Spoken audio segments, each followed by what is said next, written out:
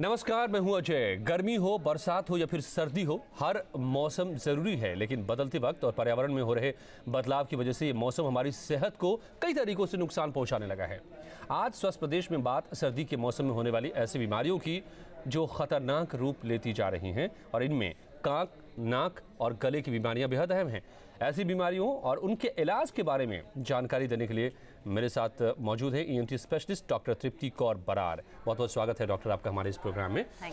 Doctor तृप्ति, हमें समझाएंगी कि इस मौसम में कैसे आँख, कान और गले में क्या क्या समस्याएं आती हैं, कैसे उससे बचें आप। लेकिन पहले देख लेते हैं ये रिपोर्ट।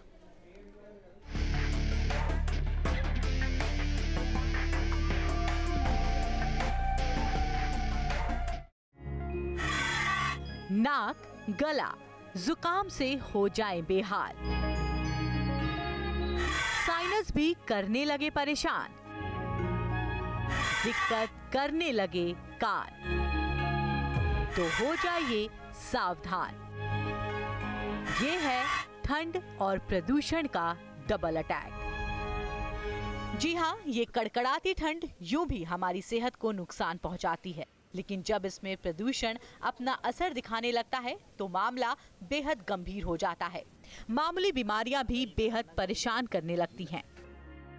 जाड़े के मौसम में सबसे आम परेशानी सर्दी, जुकाम और खांसी की है। सुबह और शाम की ठंड से ज्यादातर लोगों को सर्दी हो जाती है, नाक बहने लगती है और लगातार छींक आने लगती है। इसके साथ साथ खांसी भी परेशानी को और बढ़ा देती है। अक्सर बुखार भी हो जाता है। डॉक्टरों के मुताबिक इस मौसम में सर्दी, जुकाम और वायरल जैसी बीमारियों के 100 से भी ज्यादा वायरस सक्रिय हो जाते हैं। इसीलिए सर्दियों में होने वाला वायरल इन्फेक्शन काफी खतरनाक होता है। इससे कई बार तकलीफ नर्वस सिस्टम तक पहुंच जाती है। सर्दी जुकाम का सीधा असर हमारे गले पर पड़ता है। खांसी और खराश से गला बेहाल हो जाता है। सर्दी का मौसम दमे के मरीजों के लिए बेहद खतरनाक होता है। ठंड दमे की परेशानी को और बढ़ा देती है।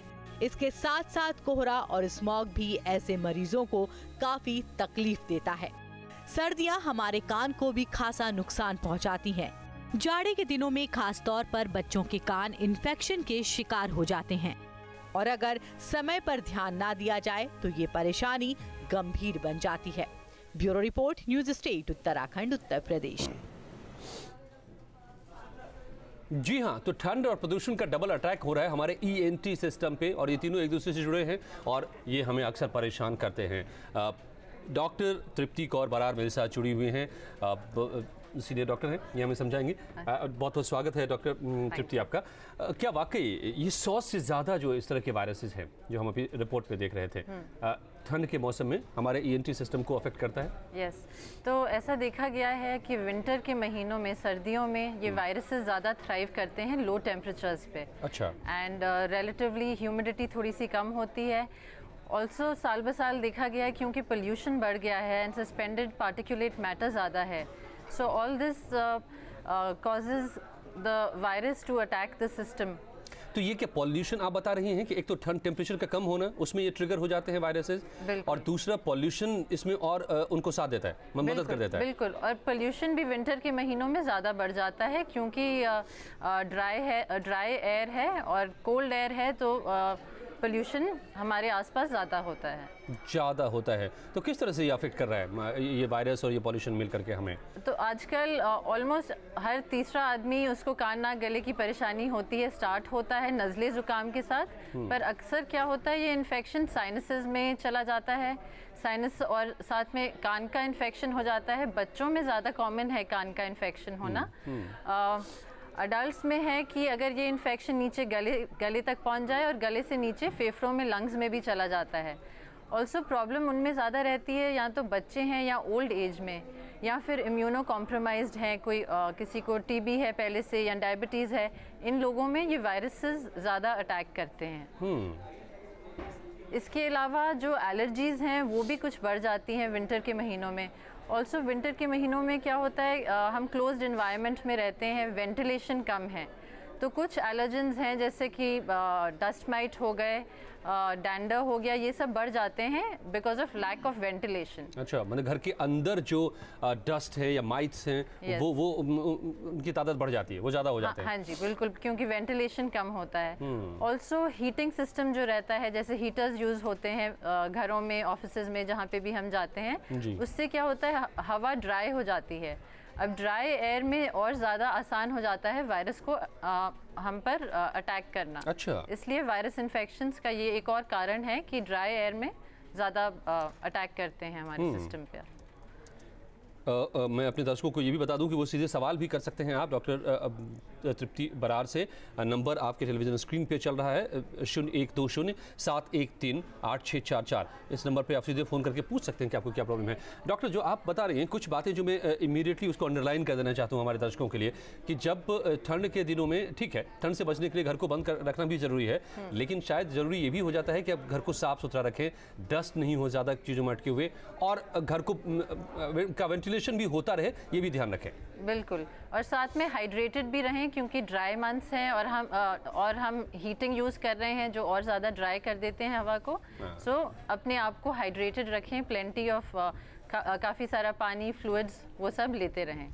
पानी और फ्लूइड लेते रहें, और मॉइस्चराइजर का भी इस्तेमाल करें, ये भी हेल्प करता है, या इंटरनली आपको पानी जनरली इंटरनली सिस्टम के लिए हाइड्रेटेड रहना, तो water is the best thing. पानी जितना ज़्यादा पिएंगे उतना अच्छा रहेगा। और ये भी प्रॉब्लम होती है कि ठंड में आमतौर पे प्यास कम लगती है, लोग नहीं महसूस करते हैं और कम पानी पीते हैं। हाँ जी, महसूस नहीं करते, इसलिए कम पानी पीते हैं।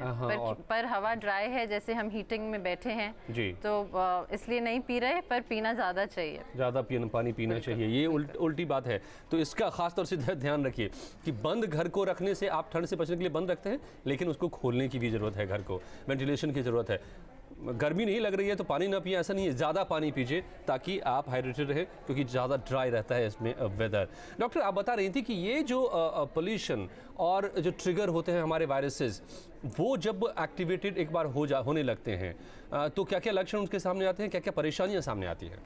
शुरू में होता है नज़ला, ज़ुकाम, छींकें आना, कानों में दर्द होना, गले में खुजली होना, दर्द होना, खाना खाने में दिक्कत आना, और बुखार भी आ सकता है। और अक्सर वायरल इन्फेक्शंस में है कि पूरे बदन में, पूरे शरीर में दर्द होता है। अच्छा। तो ये सब सिम्टम है कि वायरल इन्फेक्शन है। अगर इसको इस टाइम पे हम इस पे ध्यान ना दें और ट्रीटमेंट ना लें, तो अक्सर कुछ दिनों के बाद ये बैक्टीरियल इन्फेक्शन बन जाता है और उसकी अपनी अलग कॉम्प्लिकेशंस होती हैं। इसलिए सबसे पहले तो हम ये कर सकते हैं, जैसे ही ये लक्षण आने लगें, जैसे मैंने कहा था, अपने आप को हाइड्रेटेड रखें। नोज़ और साइनसेस को क्लियर रखने के लिए स्टीम इनहेलेशन का उपयोग करें, और फिर आके अपने डॉक्टर से मिलिए और जो दवाइयाँ दी जाती हैं, ताकि आगे ये इन्फेक्शन ज़्यादा सीवियर ना हो। और ये स्पेशली बच्चों में और ओल्ड एज में और भी ज़्यादा इम्पॉर्टेंट है कि हम इसको लाइटली ना लें। तो अगर मामूली सर्दी जुकाम भी लग रहा है तो उसको आप लाइटली नहीं लीजिए, डॉक्टर से मिलिए और डॉक्टर जो कह रहे हैं उसको फॉलो कीजिए, वरना फिर वो बैक्टीरियल इन्फेक्शन में अगर कन्वर्ट हुआ तो फिर वो परेशानी ज़्यादा हो जाती है, फिर आपको हायर एंटीबायोटिक लेने पड़ सकते हैं और फिर दिक्कतें बढ़ सकती हैं। जो डॉक्टर बता रही हैं। रामवीर सिंह साहब एक हमारे दर्शक जुड़ गए हैं, पूछिए रामवीर जी सवाल, क्या आपको प्रॉब्लम है?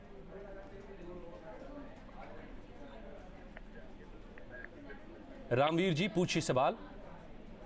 जी साहब, यही है साहब, मुझे परेशानी रहती है, सांस का मरीज हूँ मैं। अच्छा। खांसी भी बहुत रहती है मुझे। सांस के मरीज हैं क्या? क्या मतलब, आपको क्या तकलीफ है सांसों में? जी, सांस फूलता साहब। क्या दमे की समस्या है? जी। तो अभी क्या दिक्कत हो रही है आपको? ये सब सांस परेशानी बहुत रहती है, सांस फूलता है मेरा बहुत। क्या ये भी जो है ठंड में ट्रिगर और ज़्यादा कर जाता है डॉक्टर, जो ये बता रहे हैं प्रॉब्लम?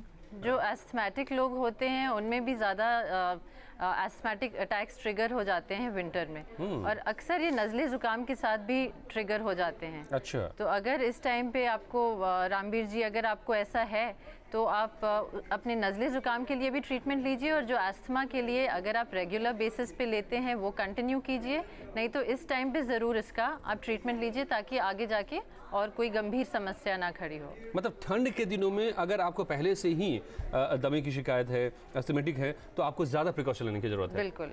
ठंड से बचने की जरूरत रहती है। बिल्कुल। और अगर आपको फ्रीक्वेंट अटैक्स होते हैं तो ठंड के टाइम रेगुलर मेडिकेशन, चाहे आपको अटैक उस टाइम पे हो या ना, रेगुलर मेडिकेशन इनहेलर्स का इस्तेमाल करना पड़ सकता है। मतलब ये नहीं है कि प्रॉब्लम होने लगे तो इनहेलर ले या तो आप मेडिसिन ले, आप रेगुलर लेते रहें। बिल्कुल। अगर आपको पहले से काफ़ी फ्रीक्वेंसी है अटैक्स की और हर बार आपको मालूम है कि विंटर में ये ज़्यादा बढ़ जाता है, तो उसका प्रोफाइलैक्टिक, दैट इज़ समस्या शुरू होने से पहले ही कुछ ट्रीटमेंट लेना शुरू कर दें। ये काफ़ी अहम है रामवीर जी आपके लिए ख़ास तौर से कि आपको दमे का अटैक हो या सांस में लेने में तकलीफ हो तब जाके मेडिसिन लें, ऐसा नहीं है। आपकी हिस्ट्री है दमे की तो आप पहले से मेडिसिन लेते रहिए, खास करके जब वेदर चेंज हो रहा है और ठंड जब ज़्यादा बढ़ रही है। डॉक्टर, तो हम बात कर रहे थे डॉक्टर कि अगर एक बार आपको ट्रिगर कर गया ये, तो आपने बताया कि इनिशियली तुरंत आप डॉक्टर से मिलें करें, लेकिन अगर ये ज़्यादा बढ़ गया हो, बैक्टीरियल इन्फेक्शन में कन्वर्ट होने का क्या मतलब? स्टार्ट होता है वायरस इन्फेक्शन से, पर जैसे दो तरह का इन्फेक्शन है, वायरल और बैक्टीरियल। ये इन दोनों में क्या फ़र्क होता है? जो हम एंटीबायोटिक्स लेते हैं वो सिर्फ बैक्टीरियल इन्फेक्शंस के लिए होता है। जो नॉर्मल कोल्ड, फ्लू हम कहते हैं, नज़ला ज़ुकाम, वो यूजुअली वायरल इन्फेक्शन होता है। पर अगर इसको पूरी तरह से ना ट्रीट किया गया हो या आपकी इम्यूनिटी पहले से कॉम्प्रोमाइज्ड है तो चांस ज़्यादा है कि बैक्टीरियल इन्फेक्शन बनेगा और तब आपको एंटीबायोटिक की ज़रूरत पड़ेगी।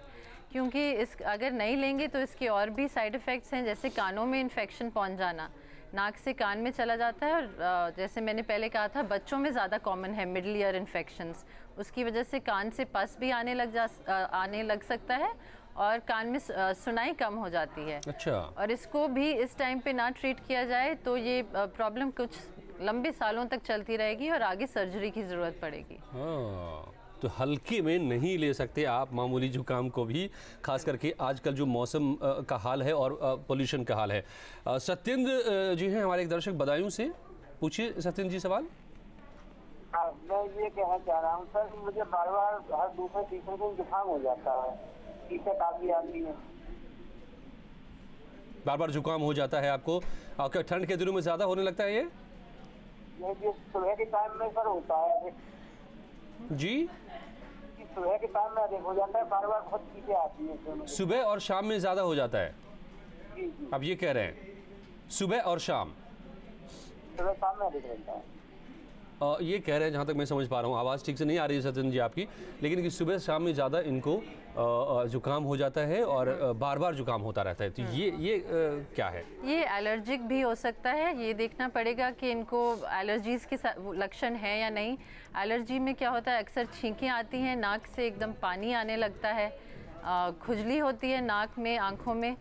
हो सकता है जैसे वो सुबह शाम या तो घर पे आते हैं, उस टाइम पे एलर्जीज ट्रिगर होती हैं, दिन में वो कहीं और काम करने जाते हैं। जैसे मैंने कहा था, अगर वेंटिलेशन नहीं है तो जो एलर्जेंस हैं जैसे डस्ट माइट, डैंडर, ये सब भी बढ़ जाते हैं।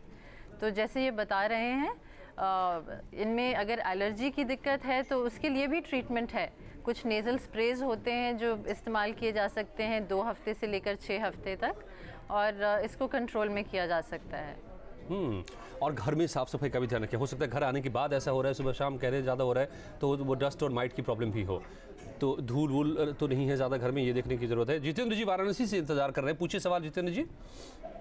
हाँ नमस्ते मैडम, कह रहे डॉक्टर साहब की हमें प्रॉब्लम है कि हमेशा सर्दी रहती है और कान में सनसनाहट की प्रॉब्लम रहती है। हमेशा सर्दी रहती है और कान में सनसनाहट महसूस करते हैं आप? जी, सनसन की आवाज़ रहता है हमेशा। अच्छा। हमेशा सर्दी रहने का एलर्जीज के अलावा और भी कारण होते हैं। साइनसाइटिस होता है, उसमें क्या होता है, जो हमारे साइनसेस हैं ब्लॉक हो जाते हैं, जो सिक्रीशंस हैं वो नाक में साइनसेस में जमा रहती है और उसकी वजह से कान पर असर पड़ जाता है। जो कान का प्रेशर नॉर्मली मेंटेन होना चाहिए वो नहीं हो पाता। तो इस चीज़ लिए भी बिल्कुल आपको ट्रीटमेंट लेना चाहिए, क्योंकि आगे बढ़ के ये आपके कान के लिए भी और दिक्कत कर सकता है और बाकी सिर में हेडेक रहना या और कोई कॉम्प्लिकेशन भी कर सकता है। इसके लिए यूजुअली ट्रीटमेंट जो है अगेन दवाइयों से शुरू करते हैं और डिपेंड करता है कि कितना ज़्यादा दिक्कत है। अगर दवाई से नहीं ठीक होता तो सर्जरीज भी होती हैं जो एंडोस्कोपिक साइनस सर्जरी कहते हैं। उसको दूरबीन से किया जाता है, कोई बाहर से चीरा नहीं लगता, साइनसेस को साफ़ किया जाता है ताकि आपको ये प्रॉब्लम आगे ना रहे। तो ज़रूरी है आपके लिए जितेंद्र जी कि आप डॉक्टर से मिलिए और इसका पूरा इलाज करा लीजिए, जैसे डॉक्टर हमें बता रही है तृप्ति, नहीं तो आपको दिक्कत और बढ़ सकती है, आपके कान तक को अफेक्ट कर सकता है बाद में। मेरे साथ जितेंद्र जी फिर से है, जितेंद्र नाम के ही हमारे दर्शक हैं, लेकिन चंदौली से हैं। जितेंद्र जी पूछिए सवाल। मैं अरविंद बोल रहा हूँ सर। जी मैं चंदौली मुगलसराय से बोल रहा हूँ। पूछिए सवाल, पूछिए क्या दिक्कत है आपको? दिक्कत ये प्रॉब्लम है कि जैसे सर्दी के दिनों में अचानक से गलन पूरे शरीर में कपकपी टाइप की होने लगती है। अच्छा। और कान से और पैर तो इतने गलने लगते हैं कि मतलब बहुत गर्म करने के बावजूद भी गर्म नहीं हो पाते हैं, और जिससे एकदम पूरा कपकपी टाइप की बनी रहती है। कान और पैर बिल्कुल ठंडे हो जाते हैं और कपकपी आने लगती है ठंडी दिनों में। ये ईएनटी से रिलेटेड तो प्रॉब्लम नहीं है डॉक्टर प्रीति, इनको कुछ और है। पर ये अपने आप को अच्छी तरह कवर्ड रखें।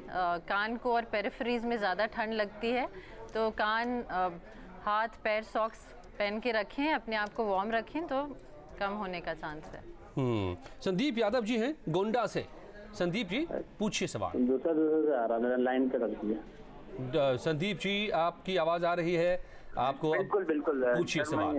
ये बताना चाह रहा हूँ आपको, एक्चुअली मैं सुबह मतलब रनिंग वगैरह करता था, ठीक है जी। तो 5 किलोमीटर सुबह शाम रनिंग वगैरह करता था, तो उसमें क्या हुआ कि अचानक मैंने रनिंग बंद कर दी, तो उसमें कोई दिक्कत नहीं आई, लेकिन जब ठंडी आ गई तो अचानक पैर में जो है मीठी पेन, मतलब मीठी पेन मतलब होने लगी है। तो इसका क्या परमानेंट सॉल्यूशन है? ये लग रहा है कि हम लोग आज ईएनटी पे बात कर रहे हैं और ईएनटी से रिलेटेड आपकी प्रॉब्लम नहीं है। तो मुझे लग रहा है कि सर ये ठंड की वजह से तो ऐसा कुछ नहीं है। ठंड की वजह से ऐसा तो नहीं है, आपको ये लग रहा है? डॉक्टर तृप्ति आप नहीं, ऐसा तो नहीं लग रहा, पर आप अपनी रनिंग कंटिन्यू करें। आई थिंक आपके लिए वो ठीक था। तो एक्सरसाइज इज इम्पोर्टेंट। ये भी काफ़ी अहम है डॉक्टर कि इससे किसी भी बीमारी की तरह ठंड में ईएनटी की प्रॉब्लम से बचने के लिए, हमें फिट रखने के लिए एक्सरसाइज लगातार करते रहना चाहिए हमें। बिल्कुल, जो एक्सरसाइज है उससे हमारी पूरी बॉडी की इम्यूनिटी बनी रहती है। और इम्यूनिटी अच्छी होगी तो इन्फेक्शंस कॉन्ट्रैक्ट करने का चांस कम होगा। तो एक्सरसाइज इज इम्पोर्टेंट, चाहे ठंड हो या गर्मी। देवकांत जी हैं मिर्जापुर से जुड़े हुए, पूछिए सवाल देवकांत जी। नमस्ते मैडम जी, सवाल। हेलो, हमको सर्दी जुकाम बहुत ज्यादा होता है। अच्छा। और हमको सर्दी जुकाम बहुत ज्यादा होता है, और मतलब कि 1 महीने 1.5 महीने होता है, लेकिन जब होता है तो हमें फीवर वगैरह और सिर में दर्द और बहुत ज्यादा हम परेशान हो जाते हैं। अच्छा, हर 1-1.5 महीने पे सर्दी जुकाम होता रहता है, बुखार भी आ जाता है। डॉक्टर क्या है इनको, क्यों ऐसा बार बार हो रहा है? अक्सर होता है, जैसे मैंने कहा था, साइनसेस में प्रॉब्लम होता है जो क्रॉनिक साइनसाइटिस बन जाता है। अब उसमें है कि साइनसेस में सारा टाइम सिक्रीशंस पड़े हुए हैं, वो इन्फेक्ट होते हैं, तब इनको दिक्कत बढ़ जाती है। फिर थोड़ा सा इम्प्रूवमेंट होता है, लेकिन वो साइनसाइटिस जब तक जड़ से नहीं ख़त्म किया जाएगा, उसका ट्रीटमेंट नहीं किया जाएगा, ये रेकरेंट अटैक्स इनको होते रहेंगे। तो इसका इलाज ज़रूर है, लेकिन थोड़ा सा लंबा इलाज है, थोड़ा पेशेंस रखना पड़ेगा आपको। और 4 से 6 हफ्ते में यूजुअली जो माइल्ड टू मॉडरेट साइनसाइटिस है उसको ट्रीट किया जा सकता है, ताकि आपको ऐसे आगे रेकरेंट फ्रीक्वेंट अटैक्स ना हो। देवकांत जी, बार बार जो आपको सर्दी जुकाम होता है, 4 से 6 हफ्ते का इलाज हो सकता है आपका, लेकिन उससे ठीक हो जाएगा। तो आप डॉक्टर से मिलिए कीजिए। अब हमारा वक्त करीब करीब खत्म होने को है। डॉक्टर, आप टिप्स क्या देंगी कि इस समय में ईएनटी की प्रॉब्लम से बचे रहने के लिए क्या करें, प्रिवेंशन? बिल्कुल, सबसे पहला है, जैसे मैंने कहा था, हाइड्रेटेड रहना चाहिए। नज़ला ज़ुकाम ऐसी दिक्कत हो, डॉक्टर से मिलिए, स्पेशली बच्चों को और ओल्ड एज में। ऑल्सो आजकल वैक्सीन्स अवेलेबल हैं, फ्लू वैक्सीन्स अवेलेबल हैं, जो बच्चों को और ओल्ड एज में और ऑल्सो इम्यूनो कॉम्प्रोमाइज़ लोगों को इसका उपयोग करना चाहिए। इससे इन्फेक्शंस थोड़ा कम हो जाते हैं विंटर के टाइम में। तीसरी चीज़, जैसे हमने डिस्कस किया था, इंडोर हम रह रहे हैं, वेंटिलेशन कम है, हमें ये देखना पड़ेगा कि वेंटिलेशन एडिक्वेट हो। कुछ हद तक एयर प्योरीफायर्स वगैरह आजकल मार्केट में आए हैं, पर उनका उपयोग कितना बेनिफिशियल है एस्थमेटिक्स में और जिनको पहले से प्रॉब्लम है उनमें डेफिनेटली बेनिफिशियल है, पर आम जनता में है कि नहीं इसके लिए कोई ऐसा डेटा या स्टडीज़ नहीं है। ऑल्सो हम सब जैसे जानते हैं कि पोल्यूशन इसको कंट्रीब्यूट कर रहा है और हम सब किसी ना किसी वे में हम सब भी पोल्यूट कर रहे हैं अपने एनवायरनमेंट को और इसके नुकसान भी इसलिए हमें झेलने पड़ रहे हैं। सो अपने ही तरीके में हमें थोड़ा जागरूक होकर एनवायरनमेंट के लिए जो हम कर सकते हैं पोल्यूशन कम करने के लिए वो करना चाहिए, कम पोल्यूट करें ताकि हमें हमारे ऊपर जो असर इसका हो रहा है वो कम हो पाए। हम उम्मीद करते हैं कि आपके इन तमाम सुझावों से हमारे दर्शकों को बड़ा फायदा होगा और वो ENT की प्रॉब्लम से इस ठंड में भी बचे रहेंगे। बहुत बहुत धन्यवाद डॉक्टर तृप्ति कौर बरार हमारे साथ जुड़ने के लिए, बहुत बहुत शुक्रिया आपका। ये था आज का स्वस्थ प्रदेश, आगे भी जारी है यहाँ खबरों का सिलसिला।